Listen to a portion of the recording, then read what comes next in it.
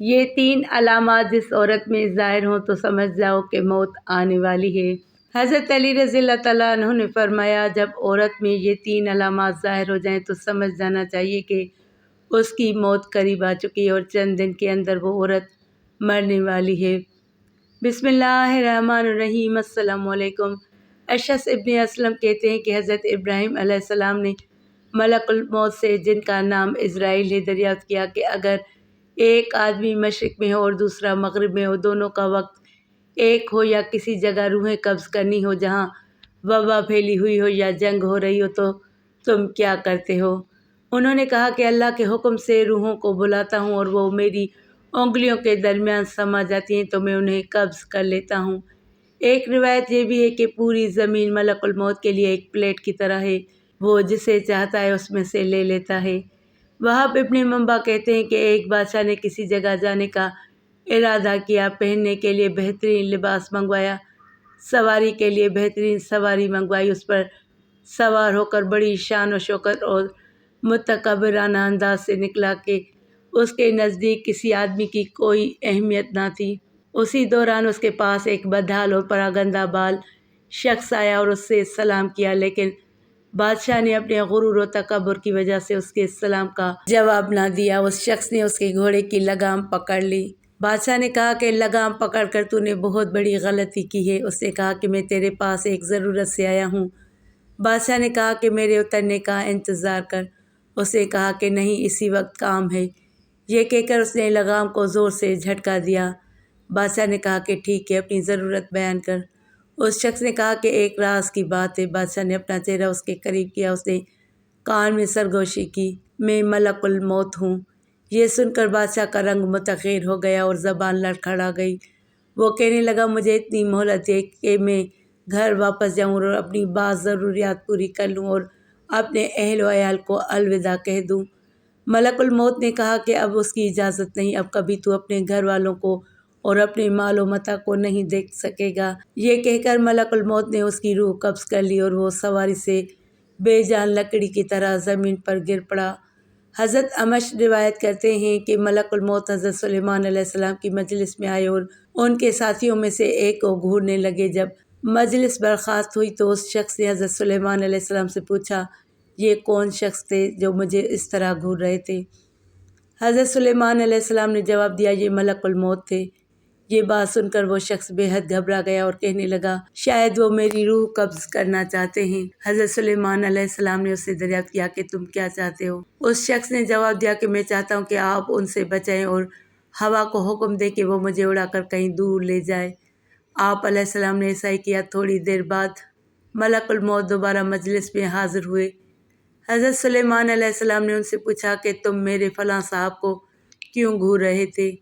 ملک الموت نے کہا مجھے اس شخص کو آپ علیہ السلام کی مجلس میں دیکھ کر حیرت ہو رہی تھی، کیونکہ خدا تعالیٰ نے مجھے اس شخص کو ہند کے فلاں علاقے میں روح قبض کرنے کا حکم ملا تھا، مگر وہ آپ علیہ السلام کی مجلس میں تھا۔ مگر میں اس علاقے میں پہنچا تو وہ وہاں موجود تھا جہاں میں اس کی روح قبض کر لی۔ زندگی اور موت صرف اللہ عز و جل کے ہاتھ میں ہے۔ کسی ذی روح کو اس کی موت کے بارے میں خبر نہیں دی گئی سوائے اللہ کے نبیوں اور برگزیدہ بندوں کو، لیکن یہ ایک ایسی حقیقت ہے جس سے انکار ممکن ہی نہیں۔ کل نفس ذائقۃ الموت کہ ہر ذی روح کو موت کا ذائقہ چکھنا ہے۔ اگرچہ موت کے بارے میں کوئی حتمی طور پر آگاہی نہیں دے سکتا، لیکن بزرگان دین اس بارے میں پیشن گوئی کرتے ہیں، اور حضرت علی رضی اللہ تعالیٰ عنہ کا موت کے بارے میں فرمان ہے کہ جب انسان میں 3 علامات ظاہر ہونے لگیں تو جان لے کہ موت واقع ہونے والی ہے۔ چند دن کے اندر وہ شخص مرنے والا ہے، اسے موت آنے والی ہے۔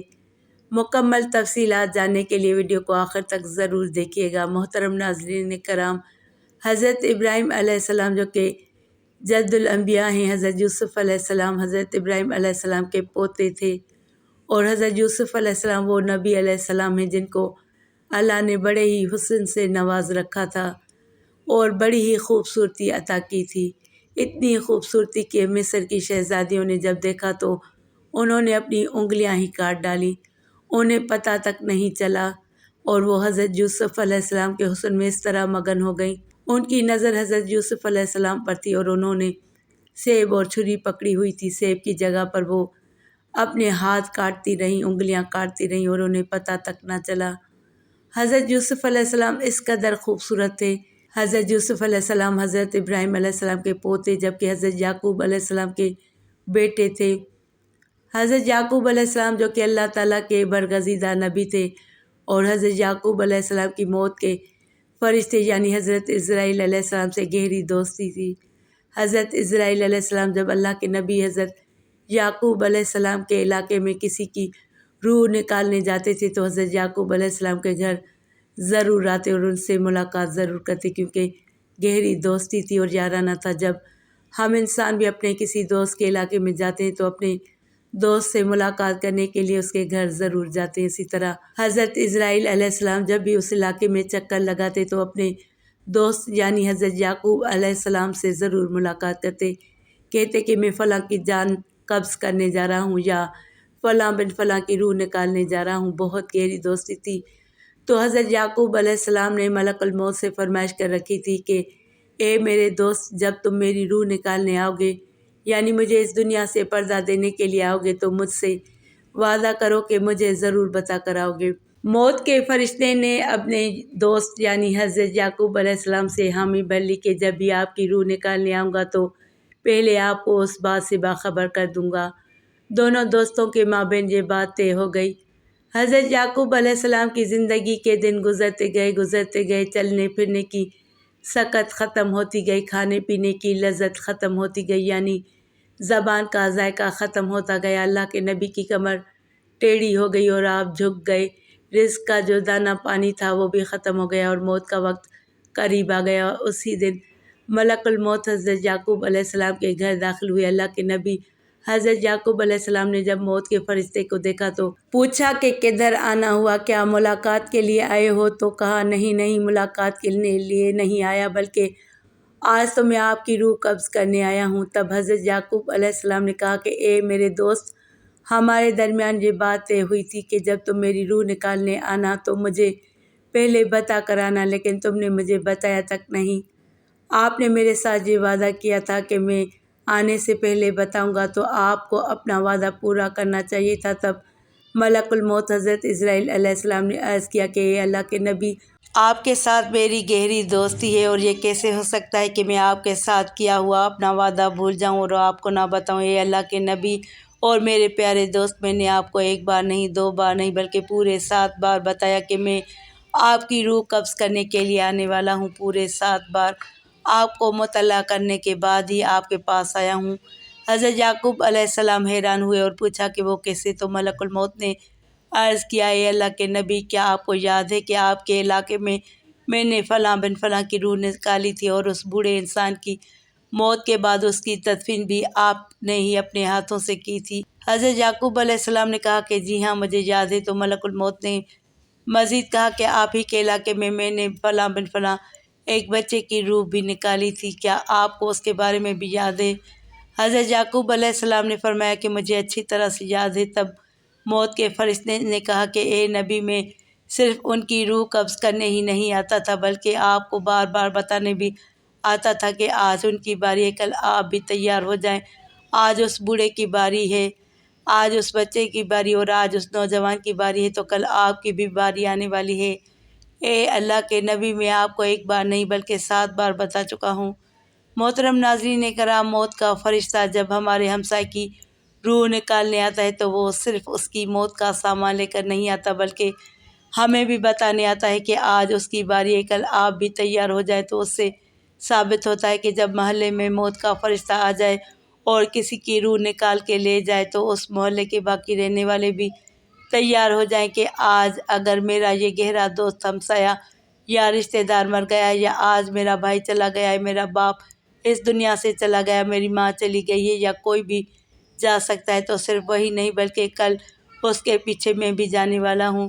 ناظرین کرام، یہ زندگی کے لمحات ہم سب زندہ لوگوں کے لیے غنیمت ہے، اس لیے ان لمحات کو غنیمت جانو اور ضائع نہ کرو، برباد مت کرو۔ برف کی طرح یہ زندگی پگھلتی جا رہی ہے۔ ایک شخص کسی بازار سے گزرا تو اس نے دیکھا کہ ایک شخص برف بیچ رہا ہے، رو رو کے کہہ رہا ہے کہ اے دنیا والوں، میری برف پگھلتی جا رہی ہے، اسے مجھ سے خرید لو۔ میرا مال اس طرح برف کی صورت میں قطرہ قطرہ کر کے پگھلتا جا رہا ہے۔ میں ایک ایسا شخص ہوں جس کا مال پگھلتا چلا جا رہا ہے۔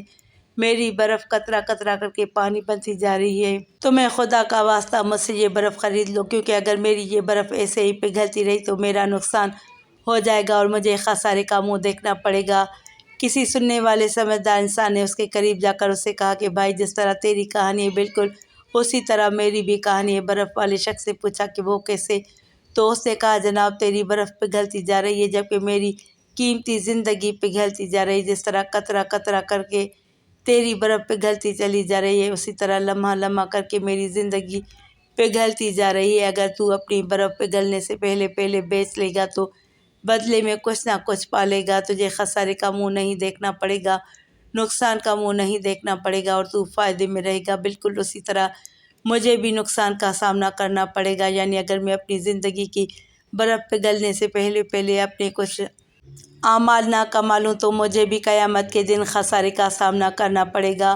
حضرت سیدنا علی المرتضیٰ شیر خدا رضی اللہ تعالیٰ عنہ نے فرمایا ہے کہ زندگی میں جب 3 علامات ظاہر ہونے لگیں، یعنی 3 نشانیاں تمہارے اندر پیدا ہو جائیں، تو سمجھ لینا کہ موت کا فرشتہ کسی بھی وقت تمہارے دروازے پر دستک دے سکتا ہے، یعنی موت قریب ہے۔ نمبر 1، جب سیاہ بال سفید ہو جائیں۔ نمبر 2، جب بدن سے توانائی ختم ہو جائے۔ نمبر 3، جب کمر جھک جائے، یعنی کمر ٹیڑھی ہو جائے، جسم میں طاقت نہ رہے۔ ہاتھ تو ہیں لیکن چھونے کی طاقت نہیں، پیر تو ہیں لیکن چلنے کی ہمت نہیں، کھانے پینے کا سامان تو ہے لیکن کھانے میں لذت نہیں، جیب میں پیسے ہیں لیکن بڑھاپے کا علاج نہیں، بہن بھائی بیٹا بیٹی رشتے دار تو ہیں لیکن کھڑے ہونے اور چلنے پھرنے کا سہارا نہیں۔ جب یہ علامات ظاہر ہونے لگیں تو سمجھ لیں کہ موت قریب ہے۔ ان علامات کے ظاہر ہونے پر اس سے پہلے کہ موت کی آئینی ہاتھ ہمیں اپنے شکنجے میں لے لے، ہماری روح ہمارے جسم کو چھوڑ کر خالق حقیقی کی جانب رواں ہو جائے، ہمیں